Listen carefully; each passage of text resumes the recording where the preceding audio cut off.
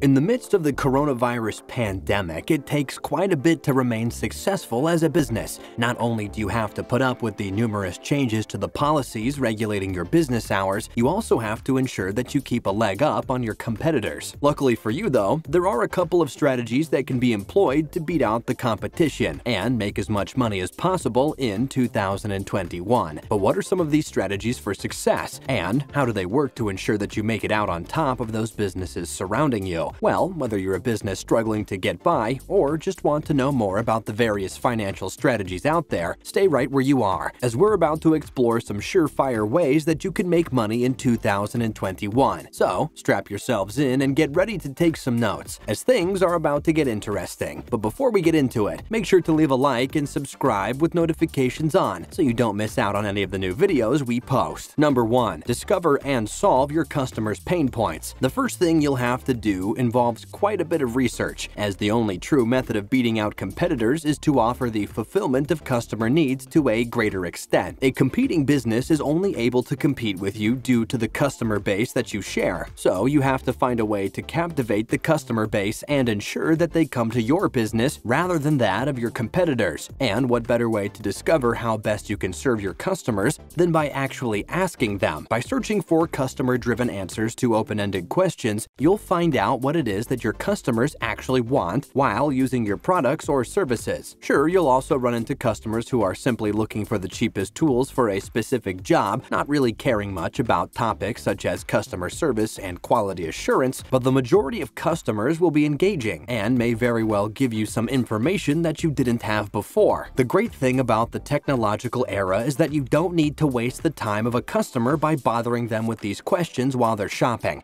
In fact, you shouldn't do this at all, as it may result in customers feeling bombarded and pressed for time. Research shows that online surveys posted on social media platforms are a great way to have customers answer these questions as soon as they have sufficient time to deal with them. This means that your customers will both feel comfortable in your store and provide you with the information you wanted in the first place. Suffice to say, the technological route is most definitely the route that you'll be wanting to take when it comes to the information gathering. But what sorts of questions should you be asking? Well, further research has shown that answers to a number of questions may help to effectively identify customer pain points. These questions include, but are not limited to, what is the company's biggest obstacle to growth? What is the biggest personal obstacle of a shopper? What tasks occupy the most of a customer's time while shopping? What are the overall complaints of a customer? And what might cause a customer to choose another establishment over and above your own? It's only after you identify these customer pain points that you can begin to solve them. But remember, you need to actually attempt to solve these problems that customers have over and above selling your product or service to them. In other words, rather than using your marketing to ensure that customers feel like their pain points are being taken care of, actually do the dirty work and improve your business. It's only after customers actually come to experience that the business has changed for the better that they'll develop some trust and loyalty towards your business. In other words, you'll be regarded as a business that cares, which has a surprising amount of pull when it comes to the overall customer base of a specific industry. This is especially true when it comes to older customers who like to choose a company and ultimately stick with it for the foreseeable future. Number 2. Find a niche in the market. Another impressive strategy to ensure that you have a massive advantage over your competitors is to actually eliminate them completely by setting your business apart from them. We all know how tempting it can be to daydream about the scenario in which you have no competitors to worry about, but businesses need to know that this can be more than a dream. When you build and develop your company into a niche market, for example, you'll be able to set yourself apart from your prior competitors and corner the market of that niche to a certain extent. And it goes without saying that the more work you do to separate yourself into this niche, the closer you'll get to eradicate the competition around you, making more money in the process. This is clearly due to the fact that a crowded marketplace often has the resultant of leaving less room for expansion, causing a great many businesses to be lost in oversaturation. To compete in a crowded market, you need to find a unique selling proposition. The more unique this is, the less competition you will have, and the more likely your business will rise above the others. As an example, let's look at just how many hobby and gaming shops there are in the world at the moment. When it comes to buying a product such as Pokemon cards, which often depends on the amount of stock imported from the United States, customers find themselves panicking, not really knowing which hobby shop to choose from. And since hobby shops are the only places customers can really go to get these products, this process can be pretty burdensome to the customer. If a hobby shop were to place itself in the niche market of Pokemon, though, it would quickly become known as the place to go to get branded products of the sort. Spending less money on other hobby products will also allow for a larger investment in the importation of these cards and products, allowing for more customer choice. And lastly, this business could then also expand to deal with the selling and buying of single Pokemon cards, which often has the result of increasing sales of accompanying products as well. By merely establishing your business in a niche market, you'll be able to get the leg up on competitors pretty quickly. There's no way that customers interested in Pokemon cards would want to go anywhere else if your business had solidified itself as the company of choice after all. Just make sure that you are well versed in the niche market that you're looking to enter into, though. The only way you can truly succeed when dealing in a niche market is to know everything there is to know about the products found within it. Sticking with Pokemon cards, for example, you'd have to know the various sets that are available to buy, the products necessary for collectors to protect these cards, as well as how to value single cards to ensure that you're not being taken advantage of. Once more, this requires a lot of research from your side, but this shouldn't be difficult considering just how much information is readily available on the internet. And don't forget to advertise this move you are making into the niche market. This is the only way you'll be able to make this information known to customers after all. Number 3. Set competitive prices. By far one of the easiest methods to make a success of your business is to ensure that you're able to set more affordable pricing than your competition. This is a lot easier said than done though, and requires that you know precisely how much you can afford to take off the price being offered, while still being able to make a profit. To determine what is referred to as the ideal price point, being the price that will result in the most traffic to your business and profit overall, you need to first get a clear picture of what your competitors' products and services are priced at. Take a look at the costs associated with their practices, along with the value that often accompanies their goods and services. Then, look inward to determine if what you are offering brings more value to the table. If your goods or services are more valuable, then it makes no sense to offer them at a lower price than your competitors. You can always rely on the fact that these offers are far more valuable to bring customers in, but if you do find that the value of your products or services are either lesser or equal to those of your competitors, a price change is most likely a good idea. What many companies have resorted to over the last few years is a process called competition-based pricing. This can be said to be a strategy whereby businesses don't take the cost of the product into consideration, but rather focus on how much competitors are selling the same product for. To ensure that the market is on their side, that company will then decide to sell that product for cheaper. But as we said earlier, this should never be done at a price lower than what you actually paid for the product, as it goes without saying that a sale such as that would result in an overall loss. You should also be mindful of the fact that lowering the price of a product is not always the best move going forward. The market is often divided into a lower, middle, and upper tier of customers, so when you're establishing the overall value of your product or service, try to ascertain which customer base you're dealing with. If we're talking about the upper tier, offering a product at a lower price might actually cause them to shy away from its purchase, believing that there is something wrong with it. Number 4. Provide incredible customer service. Last but not least, ensuring that your business has great customer service is definitely one way to make sure that you make a greater impression than the businesses competing against you. It goes without saying that at some point or another, something will go wrong with the products or services being offered.